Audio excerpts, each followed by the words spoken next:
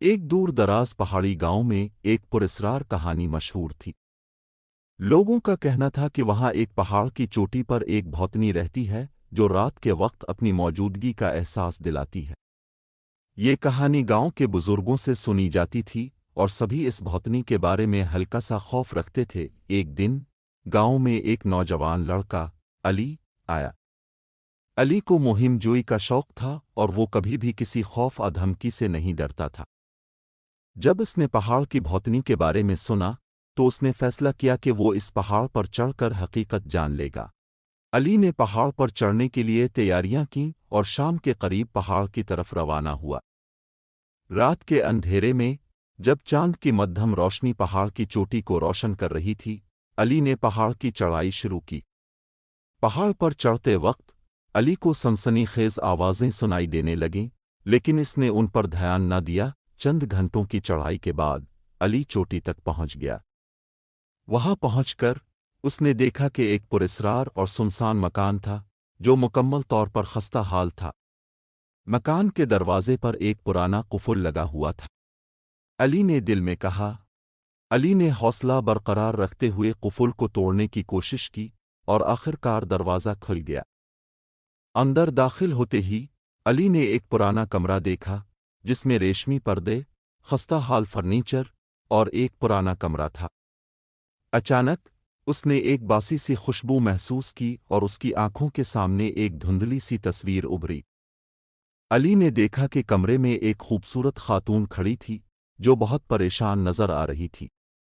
وہ چمکتے ہوئے چشمے اور بھاری کپڑے پہنے ہوئے تھی، لیکن اس کی آنکھوں میں افسوس کی جھلک تھی۔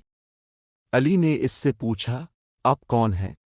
خاتون نے ملال سے کہا، میں اس پہاڑ کی بھوتنی ہوں۔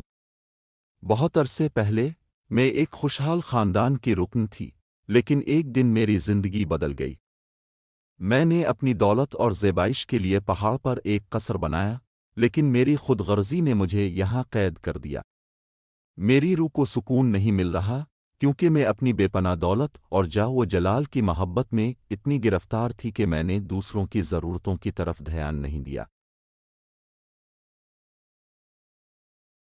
علی نے دل سے کہا، اپنی زندگی میں بہت ساری غلطیاں کیں، لیکن اب آپ اپنے اعمال کا مداوع کر سکتی ہیں۔ آپ کی روح کو سکون اس وقت ملے گا جب آپ اپنی دولت کو دوسروں کے ساتھ بانٹیں گے اور اپنی زندگی کو ایک نیا مقصد دیں گے۔ خاتون نے علی کی باتوں پر غور کیا اور اسے شکر گزار نظر آئی۔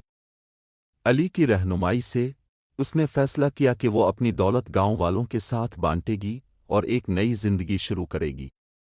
اس کے بعد علی نے پہاڑ کی چوٹی سے واپس آ کر گاؤں کو اس کی کہانی سنائی۔ علی کی باتوں سے متاثر ہو کر گاؤں والوں نے پہاڑ کی چوٹی پر چڑھ کر اس پراسرار مکان کو صاف کیا اور اسے ایک خیراتی مرکز بنا دیا۔